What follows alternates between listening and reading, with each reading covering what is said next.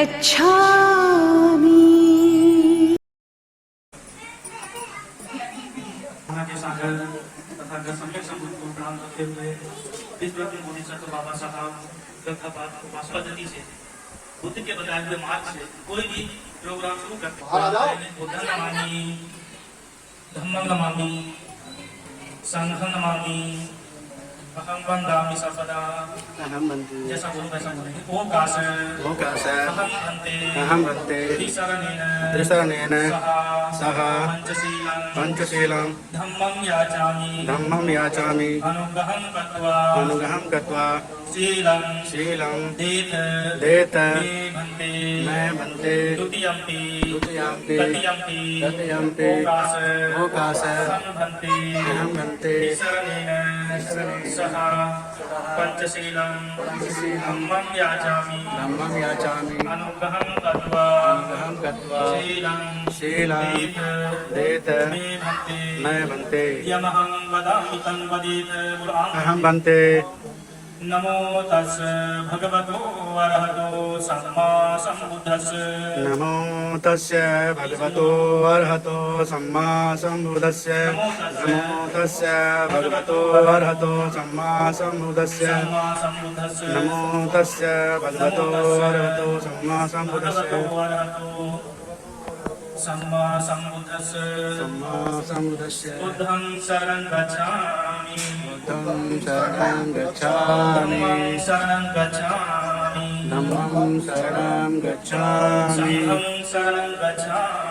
संघं शरणं गच्छामि, बुद्धं शरणं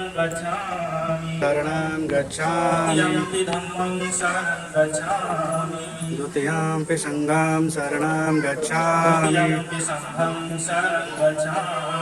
तृतीयम्पि संघं शरणं गच्छामि, तृतीयम्पि धम्मं शरणं गच्छामि, तृतीयम्पि धम्मं शरणं गच्छामि, तृतीयम्पि संघं शरणं गच्छामि, तृतीयम्पि संघं शरणं गच्छामि। शरणगमनं सम्पूर्णं अहं भन्ते पाणातिपाता वेरमणि सिक्खापदं समादयामि, सिक्खापदं समादयामि, अदिन्नदाना वेरमणि सिक्खापदं समादयामि, सिक्खापदं समादयामि, कामेषु मिच्छाचारा वेरमणि सिक्खापदं समादयामि, सिक्खापदं समादयामि, मुसावादा वेरमणि सिक्खापदं समादयामि, सिक्खापदं समादयामि, सुरामेर मज्जपमादठाना वेरमणि सिक्खापदं समादयामि, सिक्खापदं समादयामि, शरणेन सतिं पंचशीलं धम्मं साधुरं सुरक्षितं कृत्वा अपमादेन सम्पादितव्यम् अहं भन्ते। मोक्षं सुखं अधिगमेय नरो सपञ्योति सम्प्रीत्यो विभजन्तु सापरोगो विनश्यतु माते भवत्वन्तरायो सुखी दीर्घायुको भव।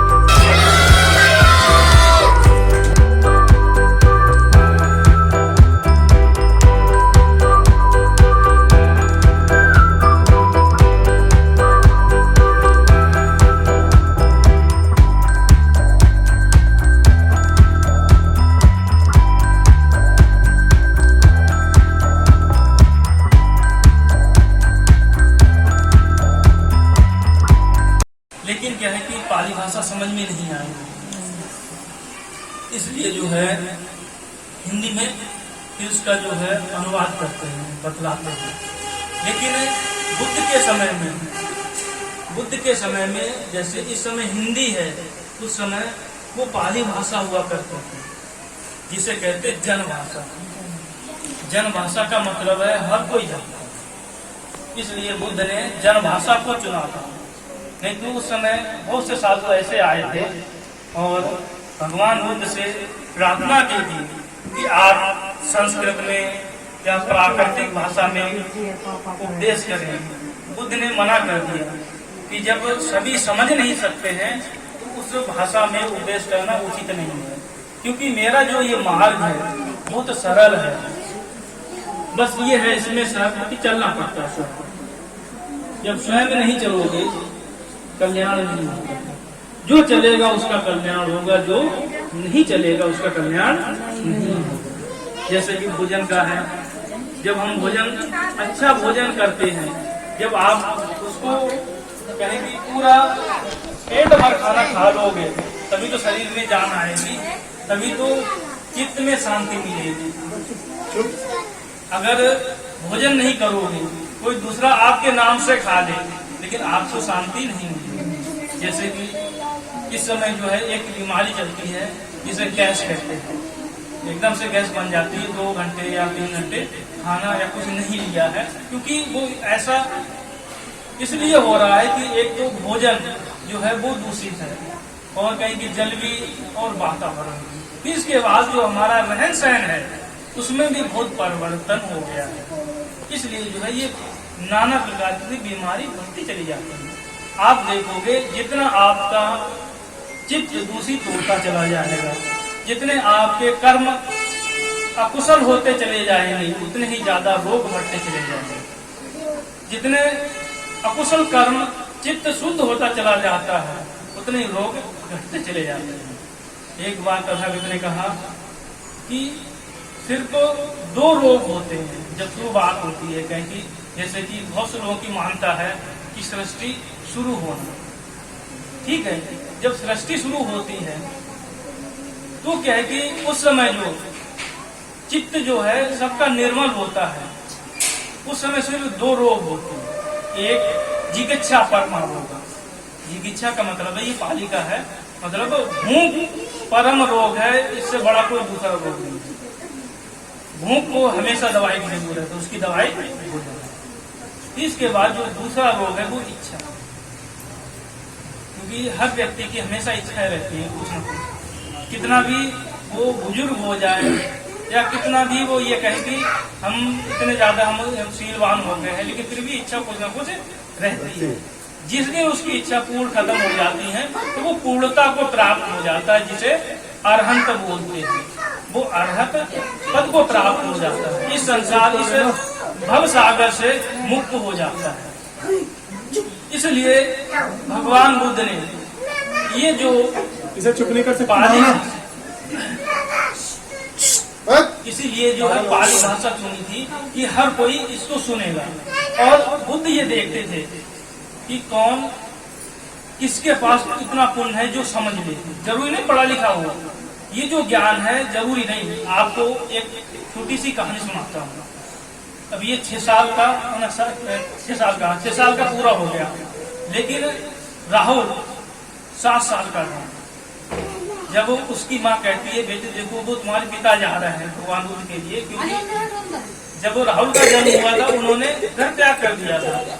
इसके बाद ज्ञान पाने के बाद 1 साल के बाद जब उनके पिताजी मतलब काफी सैनिक और मंत्री को भेजते हैं बुलाने के लिए, जो जाता था वो भक्ति बढ़ जाता था। बुद्ध की इतनी निर्मल वाणी थी, इतनी सुंदर और इतनी स्पष्ट वाणी थी, जो जाता था वो भक्ति बन जाता था।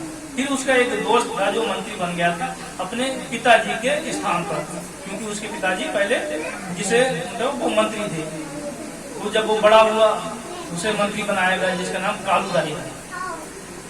वो सिद्धार्थ का दोस्त कहीं कि बचपन में खेलना पढ़ना इत्यादि साथ में तो ये सब लोग करते थे। लेकिन जब इन्होंने सिद्धार्थ ने घर त्याग दिया तो हर कोई तो घर नहीं त्याग पाता है। किसी की इतनी हिम्मत नहीं है कि हर कोई ऐसा कर ले। कुछ ही लोग होते हैं जो त्याग कर लेते, जैसे बाबा साहब जैसा त्याग नहीं कर पा रहा, ठीक है। तो बुद्ध जैसा भी त्याग कोई ऐसा सन्यासी नहीं बना है जो एकदम से त्याग करके और उस ज्ञान को पा लिया हो। तो क्या है कि जो कालूदाई बना, वो राजा मतलब जो सुधोधन थे, बोलते हैं कि ऐसे ऐसे हम सिद्धार्थ या भगवान को उनको ज्ञान प्राप्त हो गया सिद्धार्थ को, ऐसा है हम उनके दर्शन करना चाहते हैं, उनको बुला के ले आओ।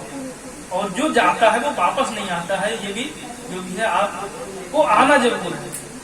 उसने वचन दिया कि महाराज हमें कितना भी समय लग जाए, 1 साल 2 साल, लेकिन हम आएंगे जरूर, जितना जल्दी होगा उतनी जल्दी आएंगे, लेकिन हमें प्रवज्जित होने के लिए आप अनुमति दें, क्योंकि अगर हम बात जाएं और प्रवज्जित हो जाए, फिर कहोगे हमने अनुमति नहीं दी थी और तुम पर प्रवज्जित हो गए, ठीक है, जाओ। भेज दिया। कालूदाई जैसे ही पहुंचता है प्रणाम करता है और बुद्ध के जैसे ही उपदेश सुनता है, तुरंत अंत्य भिक्षु बन जाता है, जीवन ग्रहण कर लेता है। तो क्या है कि फिर इसके बाद आप सभी ने देखा होगा कि जो भी कोई महापुरुष होता है, कहें कि बाबा हो या भिक्षु, जो बहुत बड़े होते हैं, तो उनसे बात करने के लिए समय देखते हैं कि कौन सा समय उचित है, इनसे बात करेंगे। तो वैसे ही बुद्ध से बात करने के लिए उचित समय वो देख रहे थे। भक्त कालूदाई देखा कि हाँ अब उचित समय है, तो सीधा डायरेक्ट नहीं कहा कि आपके पिताजी बुला रहे हैं। कैसे कहा कि ये जो है बसंत का समय हो गया है, जो उनको सर्दी गर्मी या कहीं गर्मी के बाद, जब सर्दी के बाद गर्मी शुरू होती है, उस बीच का जो 1 महीना होता है, वो हर उसमें तो जैसे मौसम चेंज होता है 1 महीने में बसंत का रहता है कि बसंत का महीना शुरू हो गया है, तो उसको खिल गए हैं और जो कहें कि जो रास्ते हैं वो साफ हो गए हैं, धान या जो भी मतलब फसल होती वो कट गई है, ऐसे करके मतलब प्रशंसा कर रहा था। तो भगवान ने कहा कालूदाई क्या बात है, कुछ हमसे कहना चाहते हो? कि हाँ भगवान, हम ये कहना चाहते हैं आपके पिताजी ने मुझे भेजा था आपको बुलाने के लिए। चलो ठीक है, अब हम चल सकते। उस समय पैदल चलते थे, क्यों? वो इसलिए कि कोई भी वाहन बिना जानवर के नहीं चलते थे। अब क्या है कि बिना जानवर के चलते हैं, इसलिए वो जानवर को कष्ट नहीं देते थे, किसी जानवर को। यहाँ तक कि जब छोटे थे, शिकार के लिए भेजा जाता था, तो शिकार भी नहीं करते थे किसी जीव का। निशाना वैसे तो साधते थे, लेकिन शिकार नहीं करते थे किसी जीव का। इसलिए जो है सभी के लिए ये आदेश था कि जो जीव वाहन चला है उस पर कोई नहीं बैठेगा, भिक्षु हो या जो भी बौद्ध हो। बौद्ध का मतलब ये कहें कि जिसे सन्यासी कह सकते हैं, जो गृह त्याग देता है, क्योंकि उस समय जो वाहन होते थे वो तो प्रयोग करना ही है, लेकिन भिक्षु के लिए मतलब मनाही थी बिल्कुल कि कोई भी वाहन यूज नहीं करे, पैदल ही चलते थे। इसलिए तो क्या है कि भगवान जाते हैं, समय लग जाता है, जगह जगह रुक रुक के। अब पहुंचते हैं, पहुंचने के बाद खबर पहुंच जाते हैं राजा के पास। तो उस समय बरगद का एक बगीचा होता है, वो बड़ा बाग होता है, उसी में रुकते हैं। रुकने के बाद अगले दिन सुबह सुबह पात्र लेते हैं और पिंड पात के लिए, जिसे कहते हैं भिक्षा के लिए निकलते हैं। जहाँ पर जो राजकुमार होके रथ पे चला करता था, वहां पर पात्र लेके वो घर घर खाना मांगने लगे। जैसे ये खबर राजा के पास पहुंची, राजा बहुत दुखी होके मतलब नंगे पैर ही दौड़ता हुआ आता है और कहता है कि आप मेरी बेइज्जती कर रहे हैं कि नहीं। उसमें तो राजा जो है एक शब्द कहता है कि ये शाक्यों की परंपरा नहीं, या हमारी परंपरा नहीं है भिक्षा करना। तो भगवान बुद्ध कहते हैं, राजन, हमारी जो परंपरा या हमारा जो वंश है वो बुद्ध वंश है, ना कि शाक्य वंश है।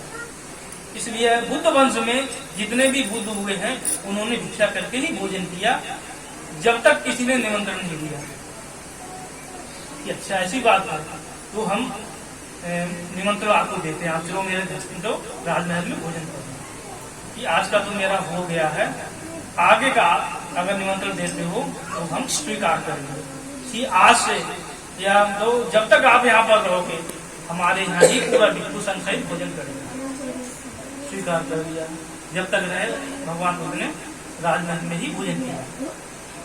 फिर इसके बाद जो यशोधरा थी वो देखती है, वो जब भगवान बुद्ध भोजन करके आते हैं राहुल से अपने बेटे से बोलती है, देखो वो सबसे लंबे थे, मतलब वहां पर उस समय जो भी था लगभग 1 हाथ लंबे थे, जो सबसे लंबे हैं और सबसे सुंदर हैं, जिन्हें देख के सुख मिलता है, वो तुम्हारे पिता है और उसके पास जाओ, अपना दायाद मांगो, मतलब अपना अधिकार, दायाद कम करो, अपना अधिकार ले लो जाके। तो अब बालक होता 7 साल कितना बड़ा होता है, तो जितना बोल था हो गया और कहा कि पिताजी हमारा दायाद मुझे दे, हमारा अधिकार दे। कि अच्छा आपको अधिकार चाहिए कि हाँ, कि चलो साथ में चलता जाता है और बातें करता हुआ कि आपकी जो छाया है, जो परछाई है, वो छाया ये जो है बहुत सुखद है, बहुत हमें सुख दे रही है, बहुत शांति दे रही है। कि अच्छा तो आपको सच में दायाद चाहिए कि हाँ आ जाओ मेरे साथ, तो ले जाते हैं और सारी पुत्र से बोलते हैं कि इनको चीवर दो। सारी पुत्र राहुल के गुरु बनते हैं, जो गुरु शब्द है तो उसे पाली में आचार्य बोलते हैं, जो मतलब शिक्षा देने वाले बनते हैं। तो सारी पुत्र शिक्षा देने वाले बनते हैं। वो कहते हैं तो कि जो राहुल है, जब शिक्षा मिल जाती है तो जैसा बताते थे वो वैसा ही करता था, इतना आज्ञाकारी था बहुत ज्यादा। तो उस समय उसे ज्ञान हो गया था 7 साल का। ऐसे कई बच्चे थे जो 7 साल के जिन्होंने ज्ञान प्राप्त किया है। और इसके बाद जो भगवान बुद्ध के भाई और भी जो थे वो भंते बने, तो उनके जो शिष्य हुआ करते थे, एक छोटे ब्राह्मण जिनका सुमन पाल नाम, 7 साल के, तो उन्हें वो अरहंत प्राप्त हो गया। जो कहे कि बहुत मेहनत करके होता है, वो अरहंत प्राप्त हो गया, लेकिन शरीर छोटा था। तो क्या कि जो बड़े भंते लोग होते थे वो प्यार से मार देते थे। एक दिन भगवान बुद्ध की नजर पड़ गई। नजर पड़ने के बाद भगवान बुद्ध सभी को बुलाते हैं। बुलाने के बाद कहते हैं कि ये जो है सुमन पाल जो है, ये छोटा जरूर है लेकिन ये इष्टवीर है। इष्टवीर का मतलब है 70-80 साल का बुजुर्ग, जिसे कह सकते हैं। उस भाषा में इष्टवीर बोलते हैं। जैसे कि भक्ते लोग होते हैं, जैसे श्रामनेर, भिक्खु, तेरा, महातेरा, भदंत। फिर इसके बाद इष्टवीर। इष्टवीर का मतलब होता है बुजुर्ग होना। इसके बाद तो बुजुर्ग नहीं हुए हैं, लेकिन चित्त जो है बिल्कुल इष्टवीर जैसा पक गया है। तो सब लोग मतलब चौंके, जो अर्थ थे, जो जानते थे वो तो नहीं उस बात के चौंके, लेकिन जो नहीं जानते थे तो क्या कि तो जो दूसरे भक्त लोग थे उन्होंने तो मन में विचार आया कि कैसे इसे ज्ञान प्राप्त हो गया। तब भगवान बुद्ध ने मतलब एक कह उससे वो ऐसा कार्य करवाया जो सभी फिर चकित हो गए और फिर मान गए कि हाँ ये जो है अर्हत हो गया है, सब वो सम्मान करने लगे। तो ये जो बुद्धिज्म है, बुद्धिज्म जो है जरूरी नहीं कि आप 70 साल के हो तभी ज्ञान होता है। आप छोटे भी हो, अगर संयमित हो तो ज्ञान प्राप्त हो सकता है। विशाखा का भी लोग खूब जानते हैं, खूब चर्चा होती है। वो भी 7 साल की थी, अपने नाना के साथ जाके, नाना को वो अरहंत प्राप्त नहीं हुआ था, या कहीं वो जो ज्ञान है वो ज्ञान प्राप्त नहीं हुआ था, उसको हो गया। और भगवान बुद्ध ने वहीं पर कहा कि विशाखा जो है श्रोतापन हो गई, तो नाना बहुत खुश हुए। उस ज्ञान को मैंने नहीं पा पाया है और मेरी जो नातिन ने पा लिया, बहुत खुश होते हैं।